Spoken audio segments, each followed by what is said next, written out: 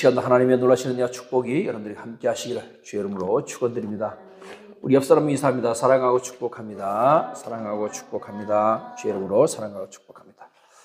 자, 오늘 말씀을 하나님이 축복하시는 가정, 이런 제목으로 함께 말씀을 나눌 텐데요. 따라서 합니다. 행복한 가정의 달.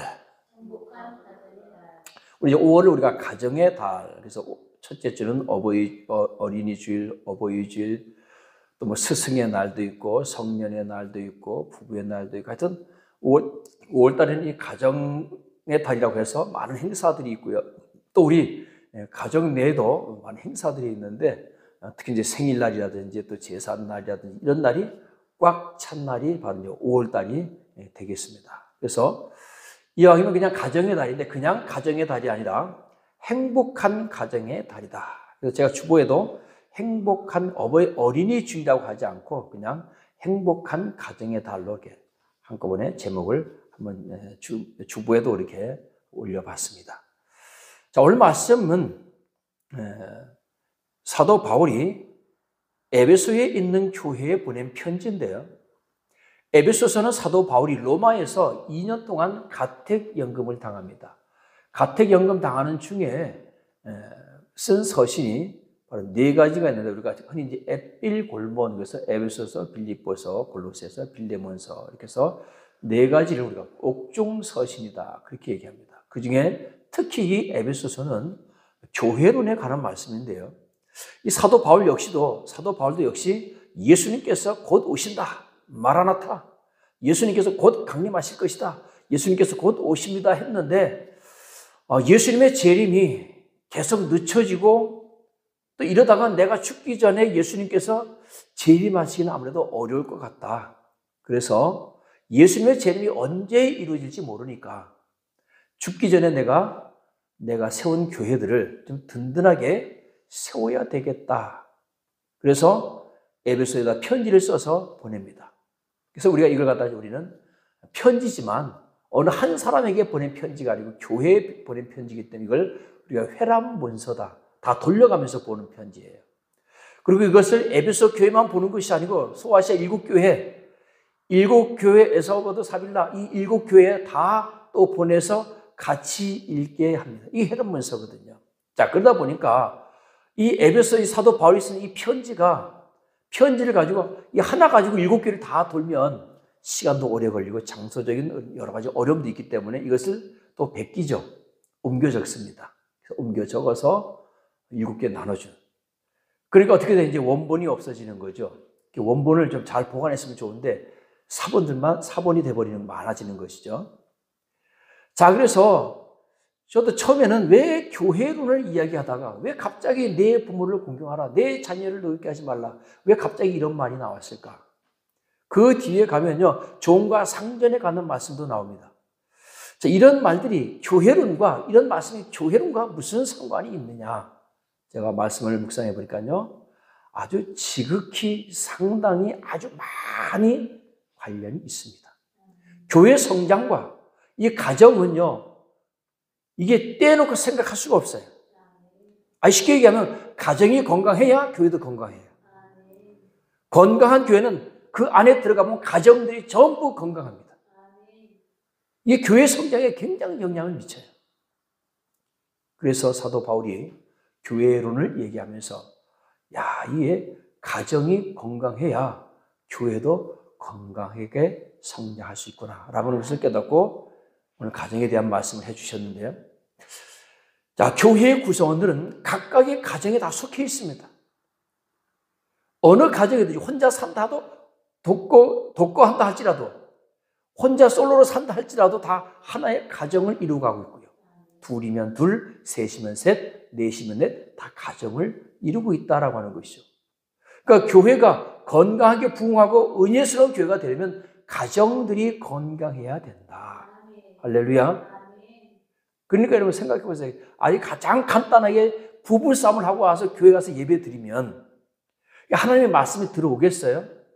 설교가 들어오겠습니까? 말씀 들을 때마다 이거는 저 남편이 들어야 돼, 이거는 우리 아내가 들어야 돼, 이거는 우리 자식놈이 들어야 되는데, 이거는 우리 부모님이 들어야 돼, 이렇게만 생각하고 있지, 이것이 하나님께서 나에게 주신 말씀이다, 이렇게 생각하잖아요.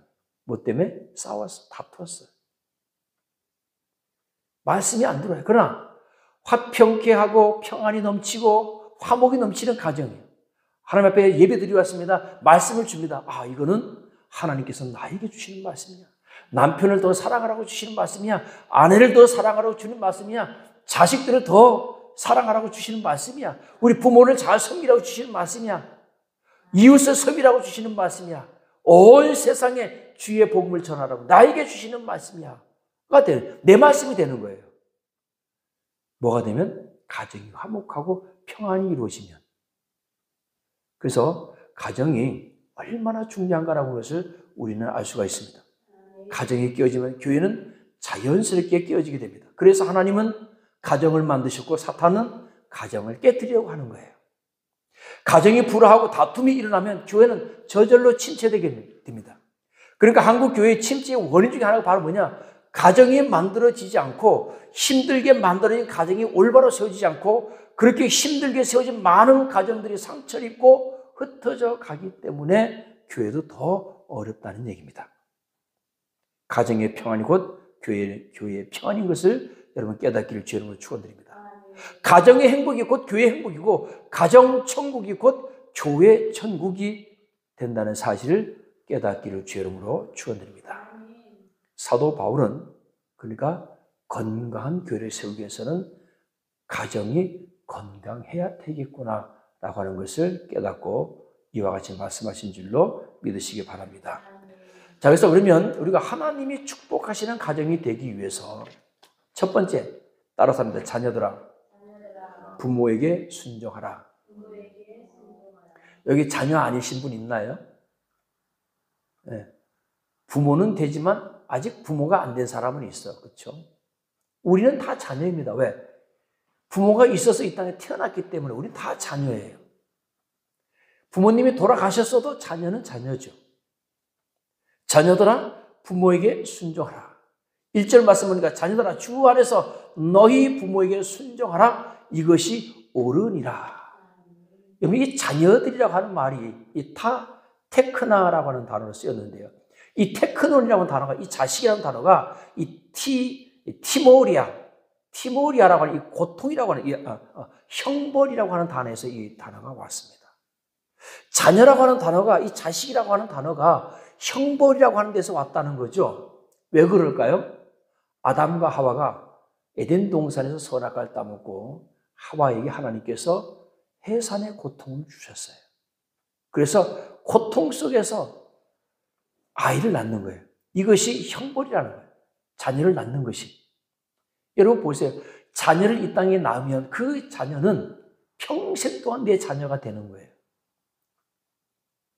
내가 죽은 이후에 그 자녀가 또 아버지가 되어서 또 자녀를 낳으면 그 자녀는 또 자녀는 평생 동안 자녀가 되는 거예요.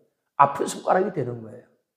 나이 90이 되었는데도 70된 딸을 70대는 아들하고 같이 사는데 보니까 여전히 아들은 아들이고 딸은 딸이야. 나이 70 됐으면 인생 다 살았잖아요. 그런데도 엄마가 뭐라 그래요? 아버지가 뭐라 그래요? 자녀한테 길 조심해라. 길 조심해라. 왜? 여전히 아들은 아니고 자녀는 자녀이기 때문에. 자, 이 해산의 고통은 이것이 왜 형벌이냐? 해산의 고통이 주어지고 양육의 어려움. 그래서 이거 형벌이라는 거예요. 근데 자 보세요. 이 형벌은 어떤 형벌이냐? 우리에게 기쁨을 가져다 주는 형벌입니다. 할렐루야. 하나님께서 하와에게 고통을 주셨지만 해산의 고통을 주셨지만 어떤 축복을 주셨어요? 기쁨. 그 아픔 속에서 내 자녀를 낳았을 때 그 자녀를 안았을 때 그 기쁨. 내 자녀를 양육하면서 그 고통 속에서 자녀들 잘 양육했을 때 자녀들이 이 땅에서 건강하게 잘 살고 행복하게 잘 사는 모습을 봤을 때 그 기쁨.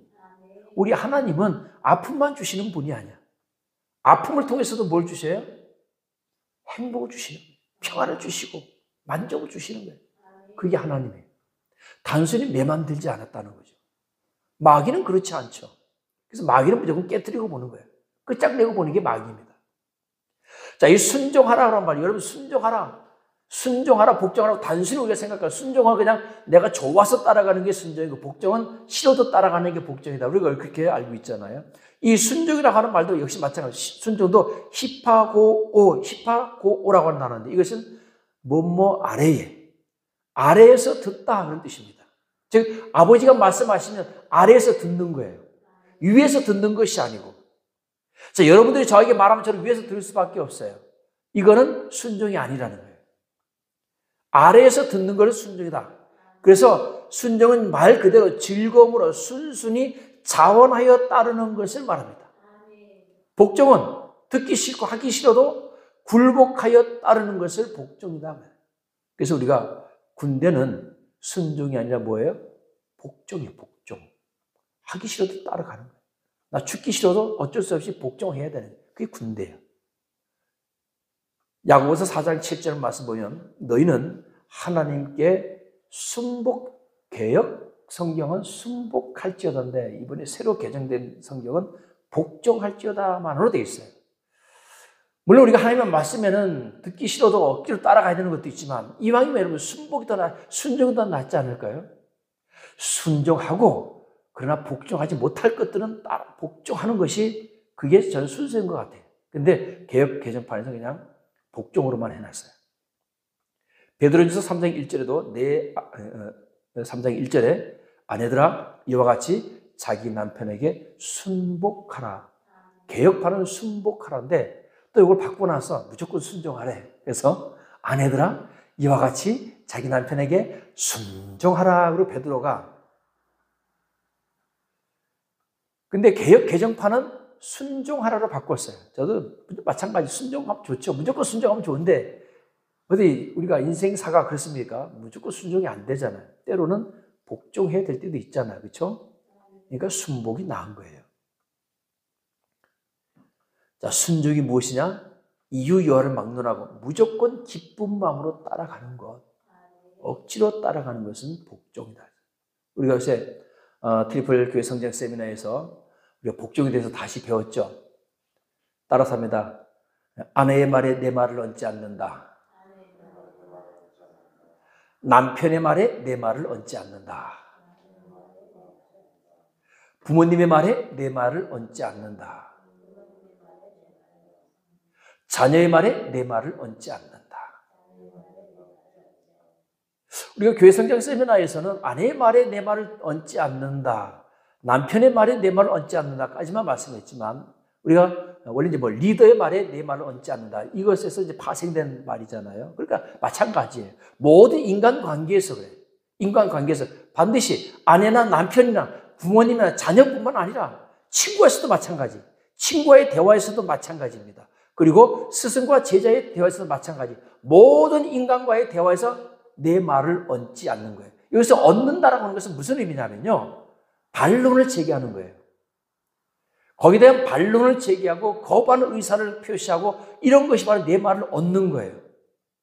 그러니까 내 말을 얹고 싶으면 이 반론을 제기하는, 거부하는, 반대하는, 불평하는 이런 말을 얹는 것이 아니라 딱 4가지만 하시면 돼요.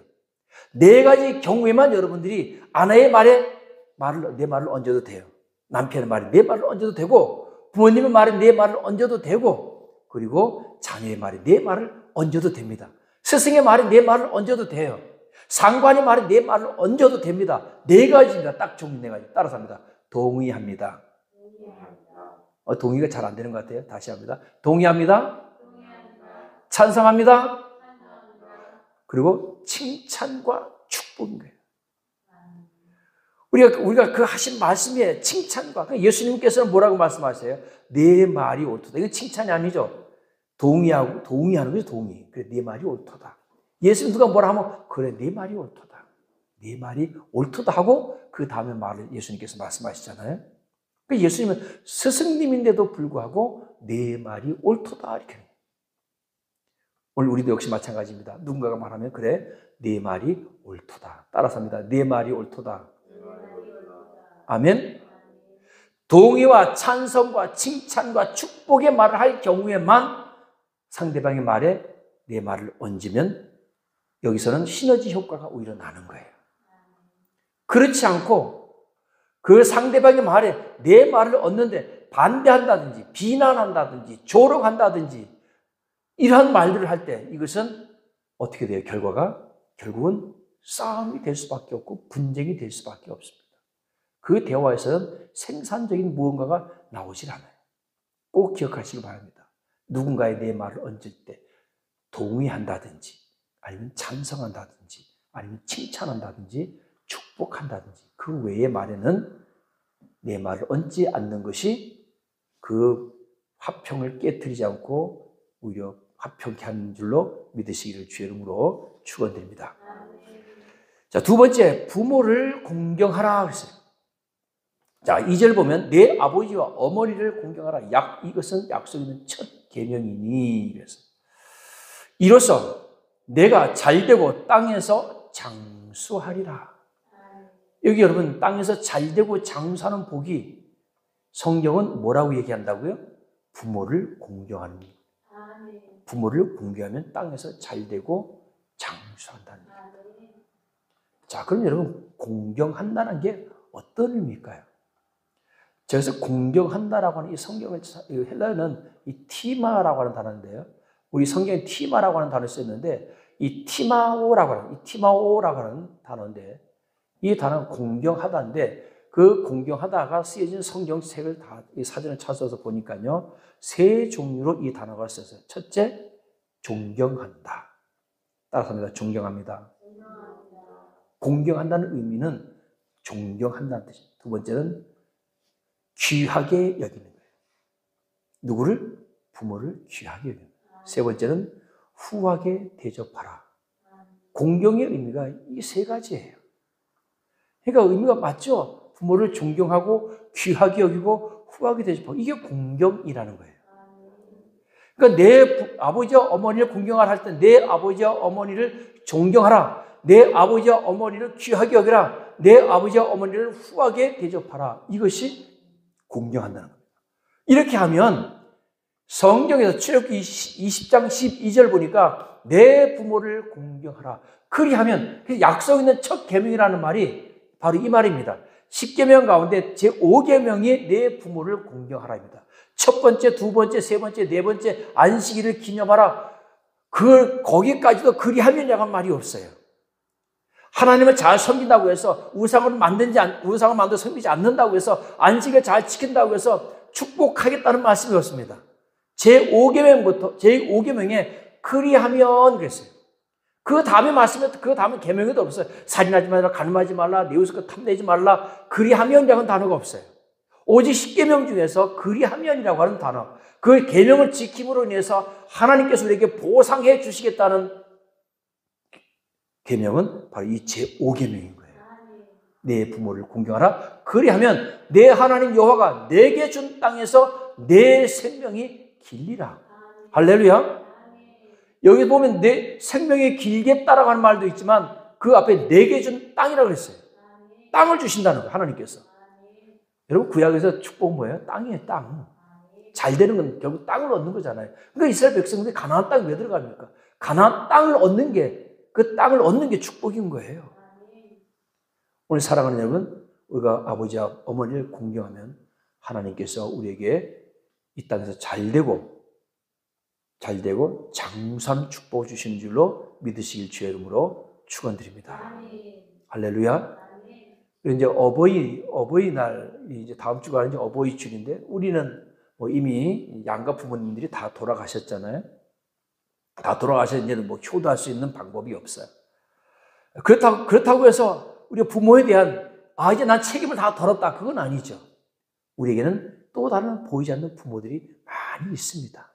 어떻게 보면 나에게 가르침을 주는 사람은 스승이기도 하지만 다 부모님이 되시는 거예요. 그래서 그분들을 어떻게 해야 돼요? 존경해야 됩니다. 나를 가르치는 자, 나를 가르치는 분들에게 존경하고 귀하게 하고 후하게 대접하는 거예요. 그러니까 또 뭔 날도 있어요? 스승의 날도 있는 겁니다. 그러니까 옛날에는 하나님과 아버지와 스승은 하나라고 했어요. 할렐루야. 오늘 스승과 아버지는 하나인 것처럼 여러분들이 부모와 부모님을 잘 공경하는 여러분 되시길 주의 이름으로 축원드립니다. 자, 세 번째는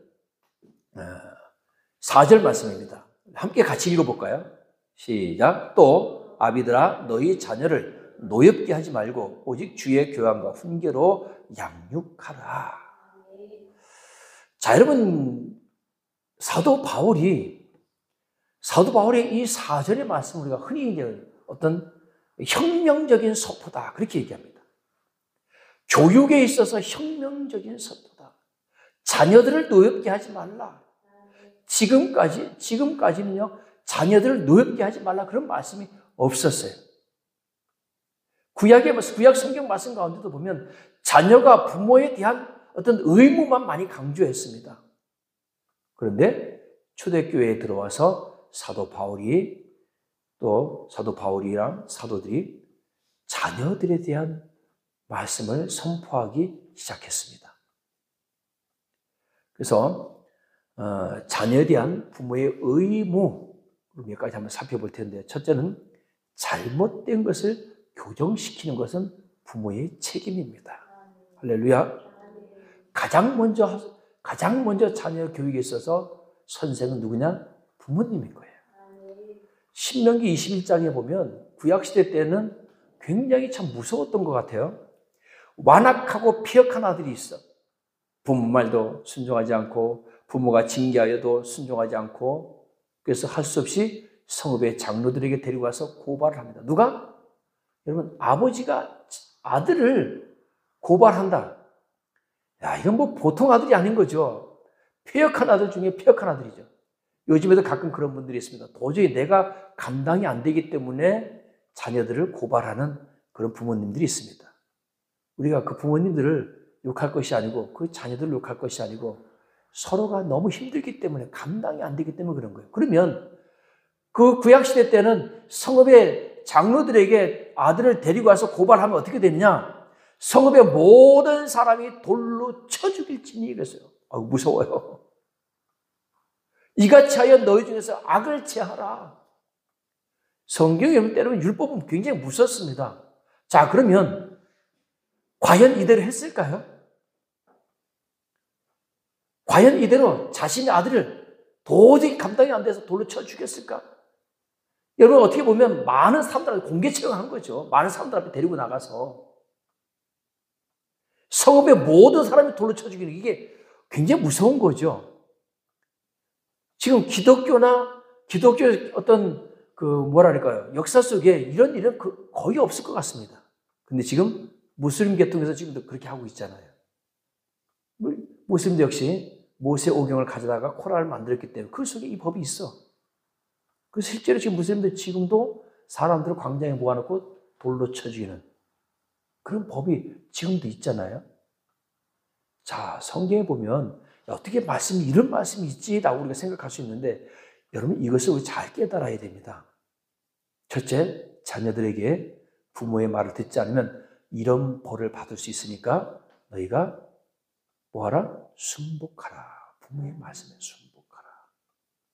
설마 그렇다고 부모가 자녀들에게 못된 것을 하라고 명하겠습니까? 하지 못할 것을 하라고 명하겠어요? 두 번째, 부모에게 그래도 참고 끝까지 자녀를 주의 말씀으로 잘 훈계하라. 그런 말씀입니다. 제가 동해 보복도 말씀드렸잖아요. 반드시 그렇게 보복하라는 말씀이 아니라고 했잖아요. 예방법이라고 했잖아요. 너도 만약에 다른 사람 때려서 그 사람 팔 부러지면 네 팔도 부러지니까 때리지 마라. 예방법이잖아요. 예방이 우선인 거잖아요. 그렇죠? 우리가 예방주사를 맞는 것은 병에 걸리지 않게 하기 위해서 미리 예방주사 맞는 것처럼, 말씀도 마찬가지, 동해 보복도 마찬가지. 그렇게 어쩔 수 없이 과실이 생겨서 그렇게 됐을 경우에는 또 이것이 판결법 아닙니까? 너무 사람을 과하게 복수하지 말고 너도 그 사람의 팔만 부려뜨려라. 대신 팔만 부려뜨려야지 다른 데 상처를 줘서는 안 된다. 또 만약에 팔만 부러뜨리는데 하다 보니까 팔만 부러진 것이 손가락도 부러졌네. 그러면 이 손가락 부러진 사람이 또 상대방의 손가락도 부러뜨려야 되네. 그러니까 뭐 하라는 거예요? 하지 마라. 성경은요, 하라고, 그런 복수하라고, 눈에는 눈, 이에는 이 복수하라고 주신 말씀이 아닌 것을 우리는 깨달아야 됩니다. 그건 성경이 아니잖아요. 하나님 말씀이 아니잖아요. 오늘 역시 이 말씀도, 신명기 이 말씀도 마찬가지입니다. 내 자녀를 장로들한테 고발해가지고 가서 돌로 쳐 죽이는 그런 부모가 어디 있어요? 그런데 법은 있는 거예요. 그런 여러분, 이 법이 있기 때문에 아버지도 긴장하고, 아버지도 내가 태어날 때부터 주의 말씀을 잘 양육해야 되겠다. 내 아들이 폐역한 아들이 되지 않기 위해서, 내 자녀들이 폐역한 자녀들이 되지 않기 위해서 잘 양육을 해야 되겠다. 하나님의 말씀을 잘 양육을 해야 되겠다. 그런 마음이 들 거 아니에요. 자녀들도 마찬가지죠. 만약에 잘못해서 내가 폐역한 아들이 되어서 그런 처벌을 받을 수 있을지 모르니까 나는 부모님 말씀에 잘 순종해야 되겠다. 부모님 말씀에 잘 따라야 되겠다. 또 우리 부모가 자녀들의 의무는 신앙의 본을 보여야 됩니다. 열왕기하 15장 3절 보면 아사랴가 그의 아버지 아마사의 모든 행위대로 여호와 보시기에 정직히 행하였으나, 또 열왕기하 15장 34절에도 보면 요담이 그의 아버지 우시아의 모든 행위대로 여호와께서 보시기에 정직히 행하였으나, 이렇게 아사랴도 아버지 아마샤를 본받아서, 요담도 아버지 우시아를 본받아서 정직히 행했다는 것입니다. 우리는 본보기 자녀들의 거울이라고 했잖아요.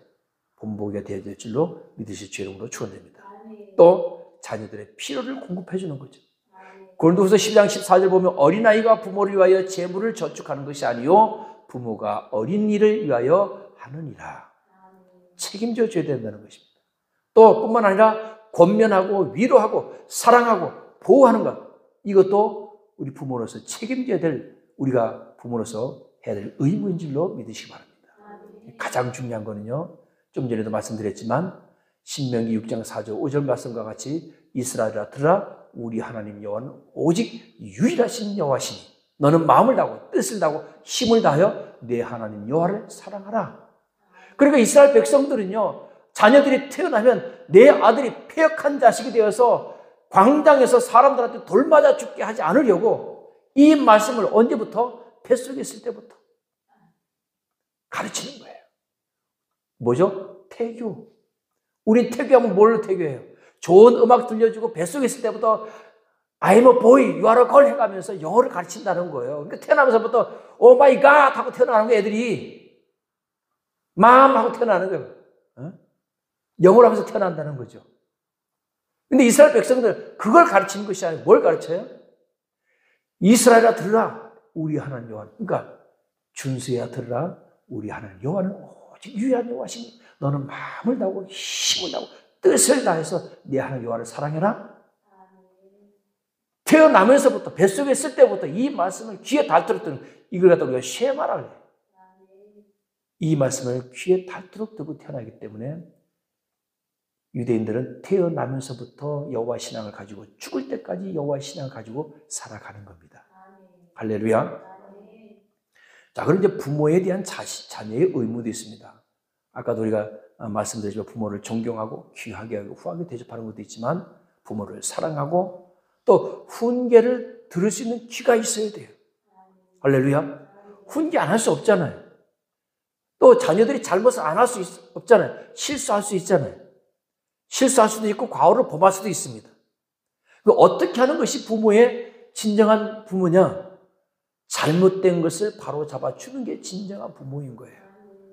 그 잘못된 길을 가는데도 그냥 내버려 둔다? 이건 진정한 부모가 아닌 거예요. 그 잘못된 길로 가다가 내 자녀가 물에 빠질 수도 있고 벼랑에서 떨어질 수도 있고 어떤 험악한 일을 당할 수도 모르는데 그냥 내버려 둔다. 이건 방치가 되는 거죠. 부모에 대한 자녀의 의무입니다. 부모님을 사랑하고 훈계를 들어 지키게 하고 부모님을 기쁘게 해드리고, 잠언 15장 20절 보면 지혜로운 아들은 아비를 즐겁게 하여도 미련한 자는 어미를 업신여기니라 그랬습니다.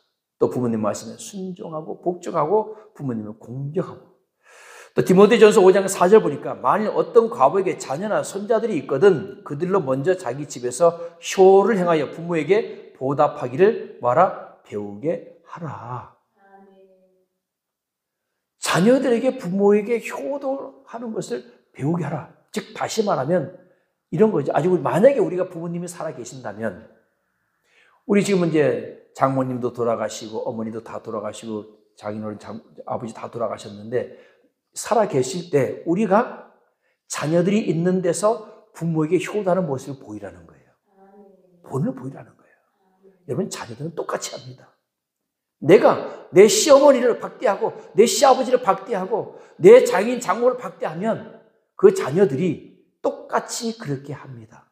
왜? 보고 배우니까. 그래서 내가 내 시댁의 부모님을 잘 섬기고 내 처가의 부모님을 잘 섬기고 내 친정, 내 본가의 부모님들을 잘 섬기면 자녀들이 똑같이 그렇게 합니다. 용돈을 드리면 똑같이 용돈을 드리고 똑같이 안마를 해주면 똑같이 안마를 해주고요. 본대로 그대로 하는 거예요. 그래서 오늘 우리 부모에 대한 자녀의 의무는 바로 뭡니까? 디모데전서 5장 4절 말씀과 같이 복양하며 보훈하는 것, 그리고 효를 행해서 부모에게 보답하기를 자녀에게 또 배우게 하는 것, 이것도 자녀의 의무 중에 하나가 되는 것입니다. 이제 우리가 결혼해서 자녀를 낳았잖아요. 또 이제 준수도 결혼하면 자녀를 낳았잖아요. 그 자녀가 있는 데서 내가 하는 그것이 내 자녀의 운명을 책임진다는 사실 여러분 깨닫기를 주의 이름으로 축원드립니다. 오늘 결론의 말씀을 드립니다. 초반에도 말씀드렸지만 하나님은 가정을 만들고 마귀는 가정을 파탄낸다 그랬습니다. 또 하나님은 자연을, 누가 그래요? 하나님은 자연을 만들었는데 마귀가 도시를 만들었대. 저는 처음에 그 이해가 안 됐어요. 나중에 그 이해가 됐는데 왜 하나님은 자연을 만들었냐? 자연은 생명의 온상입니다. 그래서 우리가 몸이 불편하고 아픈 사람들이 어디로 가요? 병원으로도 가지만 나중에는 병원에서 못 고치면 다 어디로 가느냐? 저 산속으로 들어가요. 그래서 하나님이 준비해 놓은 맑은 공기와 맑은 물과 오염되지 않은 그런 야채들 살 있는 산나물들을 먹으면서 사니까 몸이 회복되더라. 거기가 뭐예요? 생명의 온상이에요. 근데 마귀는 뭘 만들었다? 도시를 만들었대. 도시는 타락의 온상이기 때문에. 그래서 물론 도시가 다 그런 부정적인 것만 있는 건 아니지만요. 제가 이제 말씀을 옮겨봤는데 하나님은 가정을 만든 줄로 믿으시길 주의 거 축원드립니다. 그러니까 마귀가 우리의 가정에 그 빈틈을 비집고 들어와서 가정을 깨트리지 못하도록 어떻게 해야 된다? 아까 말씀드린 것처럼 상대방의 말에 내 말을 얹지 않는다. 여러분, 우리 부부싸움이나 이런 거 우리도 많이 해봤지만 뭐 때문에 싸워요? 결국은 별거 아닌 거 싸우죠. 자존심이거든요. 왜? 자꾸 말을 얹으니까. 말을 얹으면 그 얹은 말에 대해서 동의하고 칭찬하고 찬성하고 그래야 되는데 그렇지 않고 동의하고 찬성하지 않으니까 거부하고 반대하고 조롱하고 비난하니까 뭐가 되는 거예요? 싸움이 되는 거예요. 여러분, 가정은 가족 공동체 그 이상입니다. 할렐루야. 우리 삶의 구심점이에요. 영원한 안식처 갖고 사랑의 둥지입니다. 꼭 기억하시기 바랍니다. 이제 우리 준수들이 새로운 가정을 만들잖아. 그러면 하나의 또 다른 새로운 사랑의 둥지가 생기는 거예요. 그 사랑의 둥지에 여러분 생각해 보세요. 그 폭신폭신하고 따뜻하고 그것이 아늑해야 되는데 그 둥지에 들어갔는데 막 가시가 찔리고 물이 질퍽질퍽하고 그러면 새들도 거기는 안 들어가요. 짐승들도 안 들어갑니다.